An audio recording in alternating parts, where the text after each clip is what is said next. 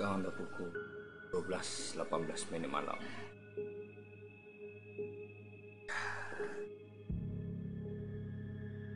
Ini kita nak cerita experience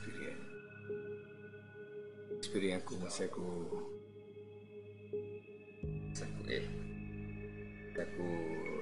sekolah menengah. Kita ni aku pernah cerita dengan dalam THR satu masa dulu. Pernah cerita dengan THR Gegar. Daus, khabar Daus.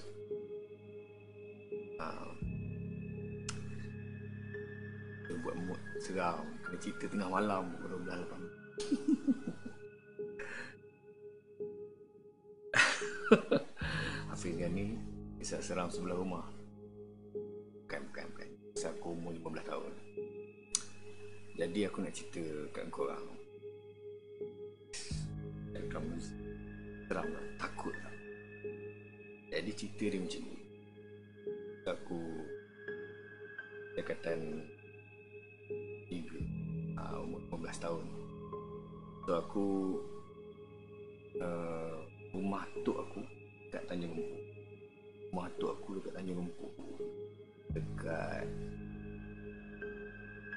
Tanjung Lempu lah, dekat area balai polis dengan belakang-belakang masjid tu. Jadi waktu tu okey, cerita ni aku dah pernah cerita. Mungkin korang dah pernah dengar. Kalau korang dulu biasa dengar kisah seram Ismail Hamzah kan, yang dekat dalam THR Gegar ke THR apa, aku pernah cerita dekat dia. Ismail Hamzah ni masa dia jadi DJ tu, dia DJ radio, dan dia buat program kisah seram kan. Aku bila orang cerita, kalau dia rasa cerita tu mengarut ataupun cerita tu dan tak logik, orang tu tak habis cerita ke dia dah potong. Ataupun dia akan komen lah, dia akan kata macam-macam lah dekat dalam cerita tu. Tapi bila aku cerita, dia senyap, dia tak sampuk pun cerita aku tu. So mungkin kau dah pernah dengar. Kau pernah aku dengar korang pula. Saja je aku buat mood macam ni kan. Cerita seram aku nak gelak-gelak kan. Nak gelak lagi lama. Gelak lagi macam ni kan. Okay. Jadi cerita dia macam ni. So masa aku umur 15 tahun, kadang 3, aku pernah pergi cuti sekolah di rumah tok aku dekat Tanjung. Jadi masa dekat rumah tok aku tu, aku dengan kawan-kawan aku, orang di rumah tok aku ni rumah kayu lah, 2 tingkat. Sebelah rumah tok aku ada surau. Dia bukan surau, dia macam wakaf lah, macam pondok kecil yang bertutup pintu 4 je. Dan muezzin, dan dia jadikan tempat tu kita panggil kafar, tempat mengaji. Agama tok aku ni dia mengajar agama. Jadi orang malam tu pergi sekolah kan, budak-budak bayi-bayi aku dalam kampung tu, anak yang sepupu-sepupu aku, kita orang lepak dalam surau tu lah. Jadi malam lebih kurang pukul 10 ke 11 tu hujan lebat sangat. Wah, hujan betul-betul lebat ni hujan. So, kita orang semua duduk dalam surau tu. Jadi biasanya mak aku ni bila dah lewat, dia akan kunci pintu lah.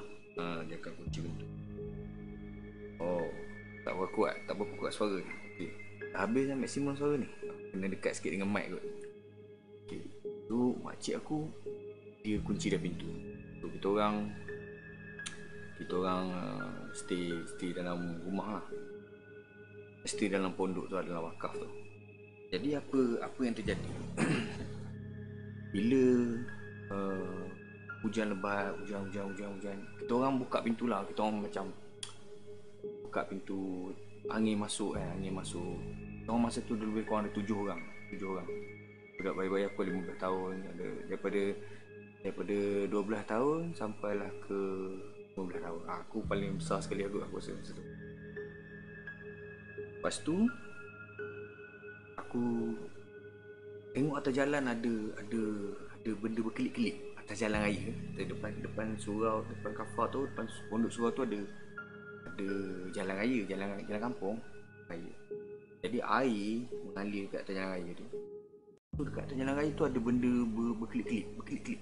Tu orang tengok, apa benda tu berkelip-kelip.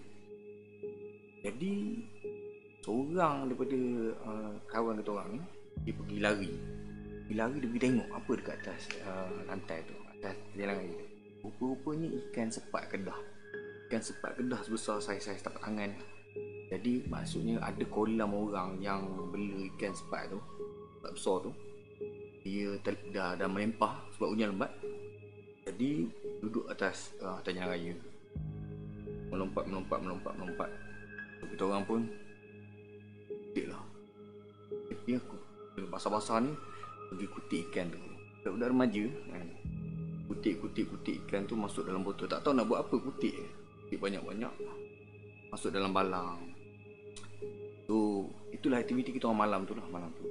Sampailah lebih kurang pukul 12 lebih kan, macam sekarang lah, macam masa sekarang ni. Hujan pun berhenti. Kita orang pun keringkan badan semua kan, keringkan baju semua, perah-perah ni tu je. Masa tu tak kisah badan, baju basah-basah, seluar basah-basah ni, boleh je tidur semacam, tak ada masalah. Jadi so apa yang terjadi,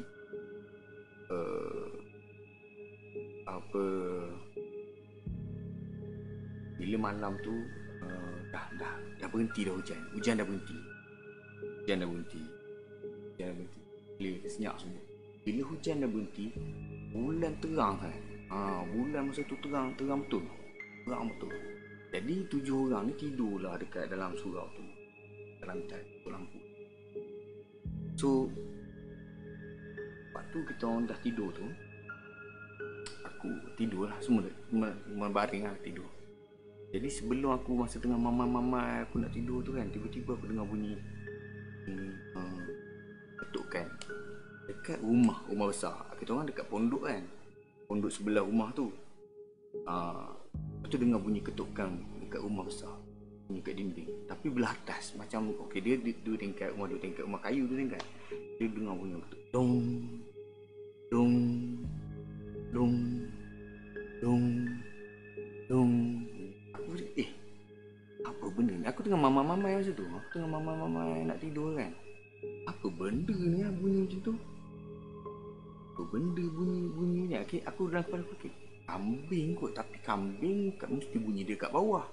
Kan biasa kambing kalau dia nak tidur, mungkin dia gesek-gesek ke, dia terantuk ke dekat dinding kayu kan. Aku fikir macam tu lah. Langsung tak ada benda-benda yang negatif aku fikir. Aku cakap terantuk kan, tung. Macam kau genggam macam ni, lepas tu kau tumbuk dekat dinding kayu, tung macam tu. Dia berterusan, tung.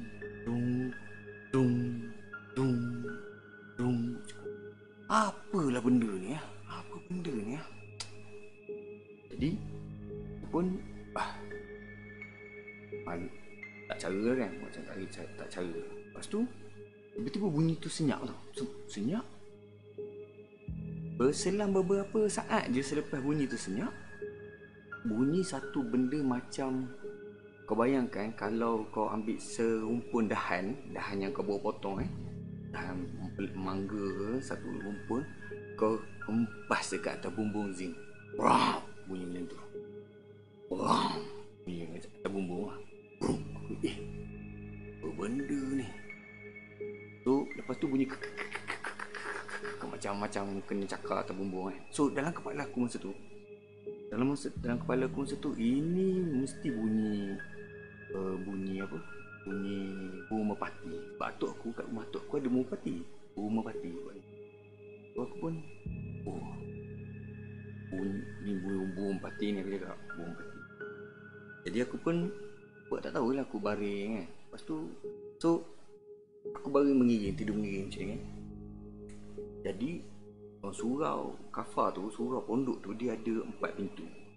4 pintu kan. Dua orang tidur tu je. Jadi bila aku baru mengiring, ada gap dekat bawah antara lantai dengan bawah pintu. Dekat bawah pintu tu ada gap lah, ada gap antara lantai dengan pintu tu, ada gap kecil. So jadi kita orang nampak, aku nampak luar ada cahaya bulan. So, bila ada cahaya bulan kita nampak terang lah, nampak sejalur terang kan. Pintu sana pun sama terang. Memang terang. Bulan malam tu memang terang. Lepas hujan, langit dah clear kan.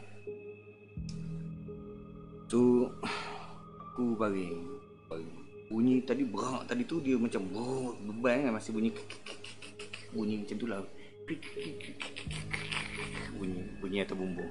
Dalam kepala aku memang burung merpati. Burung merpati kalau dia duduk atas bumbung macam tu lah bunyi dia, sebab dia ada kuku kan. So aku pun okey, aku baring. Jadi masa aku baring mengiring tu, tiba-tiba aku dengar bunyi. Okey, kau tahu tak, rumah kampung kan, rumah kayu kan, pondok dia kan batang dia macam ni, yang ada orang buat rumah papan macam ni kan, papan slot melintang macam ni. Atuk aku dia buat dinding surau tu macam ni, yang batang tegak macam ni, lepas tu dia lekuk, lepas tu dia batang, lepas tu dia lekuk. Dia menegak ni, dinding dia menegak. Jadi masa aku baring tu tengok dekat bawah pintu tu, tak ada, aku memang mamai nak tidur. Lepas tu aku dengar bunyi kak.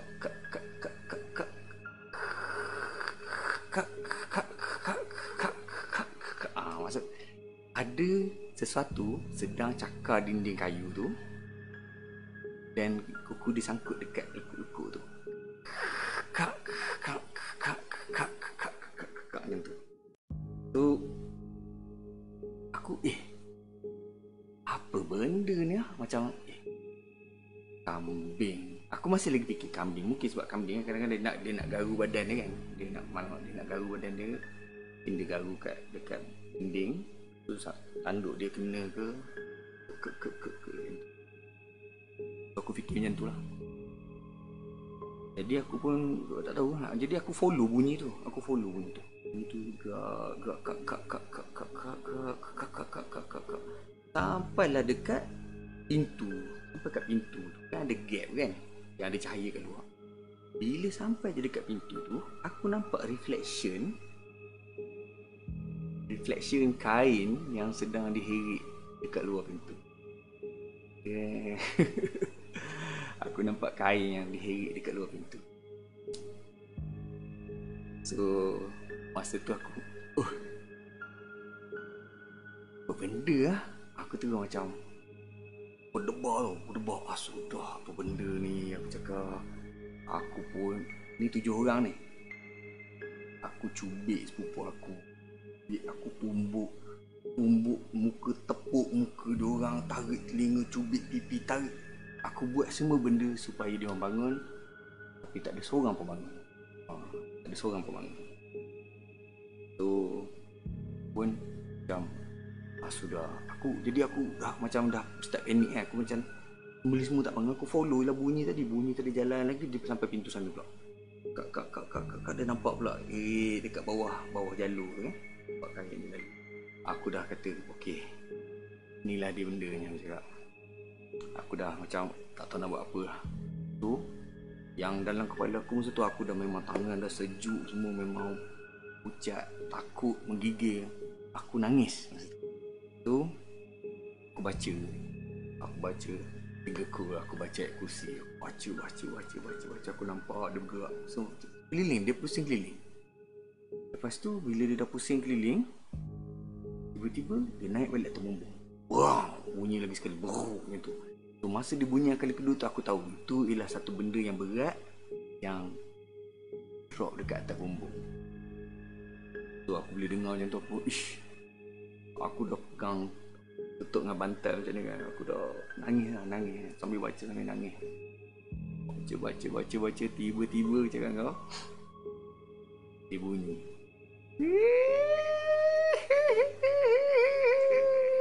panjang gila punya. Dan disambut bunyi tu dengan bunyi kokokkan ayam, kambing, lembu semua. Macam terkejut tau. Kat rumah aku ada tok aku ada apa ni, ada ayam kan, satu bayam. Semua bunyi dalam bayam. Bunyi bising. Panjang gila dia tarik. Aku dah nangis. Nangis sampai tertidur. Pagi esok panjang tu ada. Pagi esoknya takut lah. Aku memang dah tak sedar lah tu. Aku pingsan ke, aku takut tidur aku takut sangat sampai tidur sambil nangis ke, ataupun aku pingsan, aku pun tak tahu. Sedar-sedar pagi lah. Bila pagi aku kejut lah. Bangun sepupu ni, jiran-jiran ni semua, diorang pun pergi. Aku kejut lah. Aku cerita kat diorang, malam tadi jadi macam ni. Diorang ketawa kat aku. Diorang tak percaya lah benda aku cerita ni kan. Tu diorang tak dengar. Lepas tu aku cakap, tak percaya, kau tengok perut kau, angkat baju, tengok nampak kesan aku cubit, lebam-lebam semua ada lebam-lebam. Aku cubit, aku tumbuk, semua ada kesan kat badan tu. Jadi cakap, ni ada. Dia cakap, takkanlah ya. Cakap semalam aku ketuk korang, aku pergi, aku tampar muka korang, seorang pun bangun, bergerak pun tak. So memang nak kena kat aku lah. Jadi aku pun pergi masuk rumah. Aku cerita dekat orang dalam rumah pula. Makcik aku, perempuan aku cerita. Diorang semua macam tak dengar apa-apa pun kan? Tak tahu apa yang aku cerita ni. Diorang macam confused lah, tak faham. So tak apalah, means macam aku seorang je, mungkin aku mimpi lah. Makcik aku dia cakap, okay, kau ambil duit ni, pergi kedai depan, lebih kurang dalam 1 kilometer lebih dari rumah tu, beli roti canai.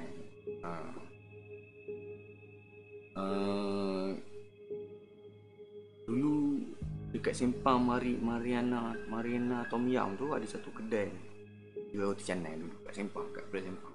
Sekarang dah jadi rumah orang.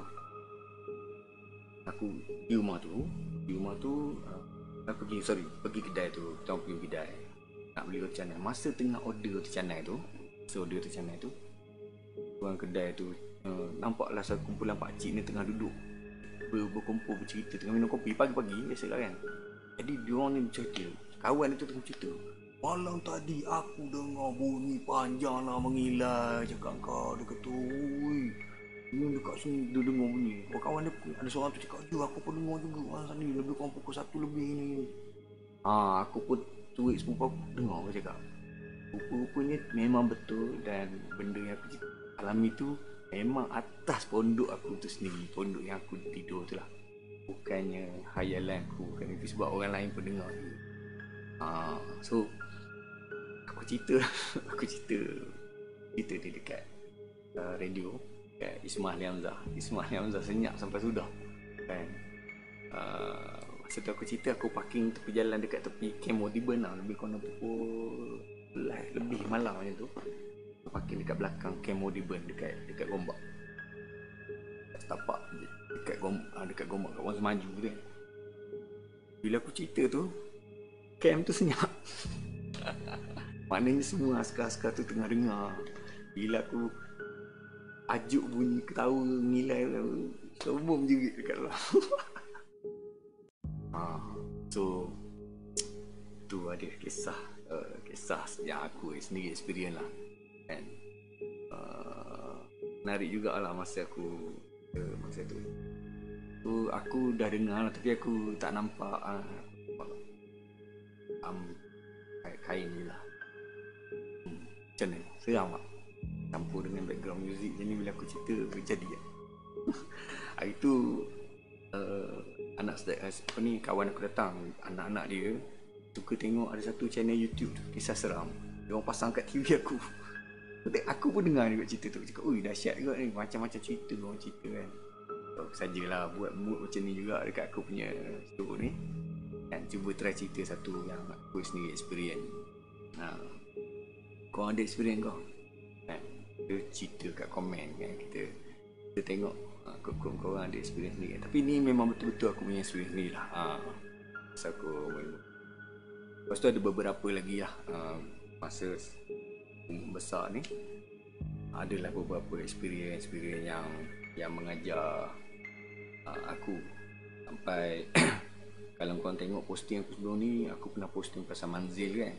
Tu manzil tu ialah satu benda yang aku pernah belajar dengan satu ustaz ni.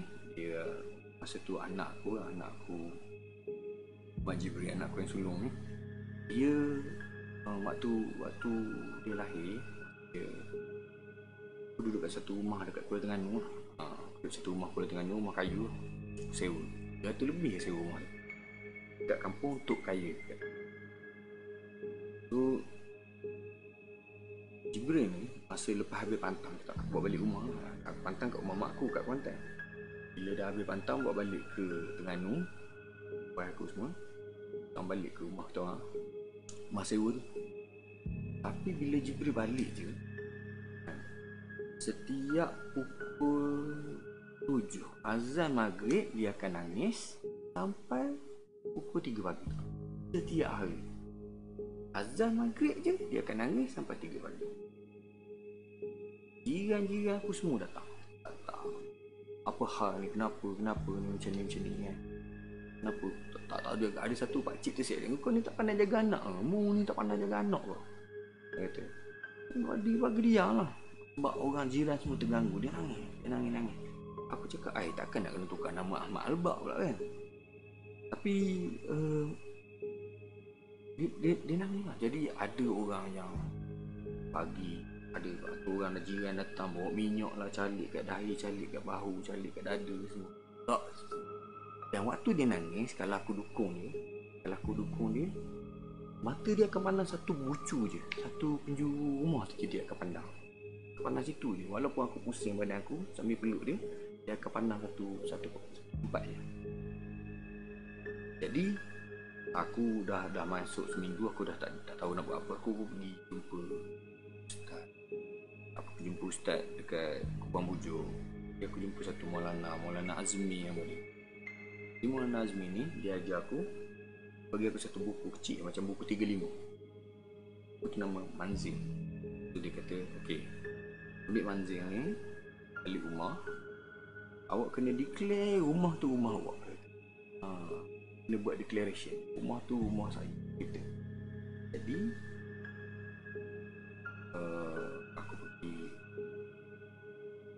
dia bagi aku baca Manzil tu, dia ajar lah.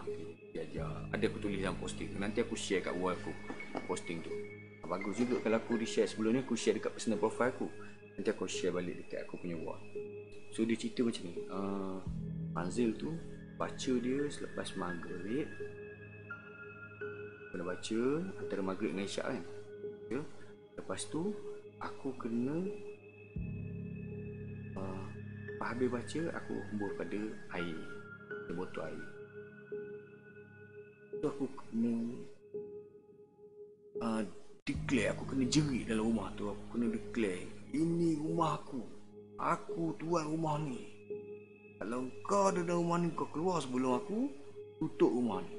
Macam tu lah ayat dia ada, aku tulis dalam detail. So kena jerit dalam tengah-tengah rumah kau baca tu. Dan kau kena genjih air tu keliling rumah kecuali toilet lah. Dalam rumah tu dinding ni, ustaz tu cerita, bila air Manzil ni, bila kita letak, kita genjih, dia akan, kita tak nampak, tapi untuk gaib dia akan nampak benda tu sebagai cahaya lah, satu tembok cahaya. Jadi dia takkan masuk lah, sebab tembok cahaya yang cahaya putih, cahaya sejuk.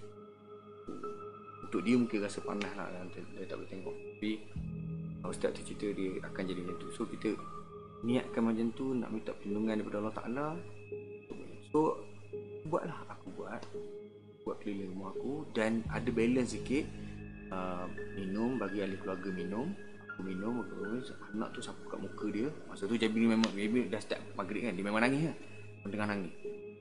Bagi dia sapu kat muka dia, bagi dia minum sikit. Lepas tu ada sedikit balance, masuk dalam botol kecil dan letak di satu tempat tinggi sebagai warning sign. Ustaz tu cakap sebagai tanda amaran, warning sign. Tu aku buat lah. Habis je aku buat Manzil tu, Jibril pun terus diam.